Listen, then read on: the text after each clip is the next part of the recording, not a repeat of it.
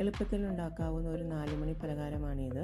ഗോതമ്പ് പൊടി എടുത്ത് ചപ്പാത്തി പരുവത്തിൽ കുഴച്ച് ഉരുളകളാക്കി മാറ്റി വെക്കുക. അതിനുശേഷം തേങ്ങ ചിരവിയതും 3-4 സ്പൂൺ പഞ്ചസാര, ഏലക്ക, ജീരകപ്പൊടി എന്നിവ ചേർത്ത് കുഴച്ച് മാറ്റി വെക്കുക. ഉരുളകളെടുത്ത് റൗണ്ടുകളാക്കി അതിലേക്ക് ഫിൽ ചെയ്യുക.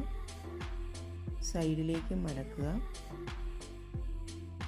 അതിനുശേഷം നടുവിലേക്ക് പ്രസ് ചെയ്ത് കൊടുക്കുക. അപ്പോൾ ഒരു ലീഫ് സ്റ്റൈലാവും. എല്ലാം അതുപോലെ ചെയ്യുക.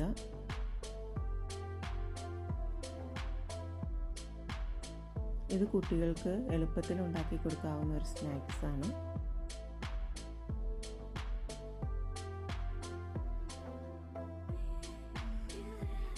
ചൂടായ എണ്ണയിലേക്ക് ഇതിട്ട് കൊടുക്കുക.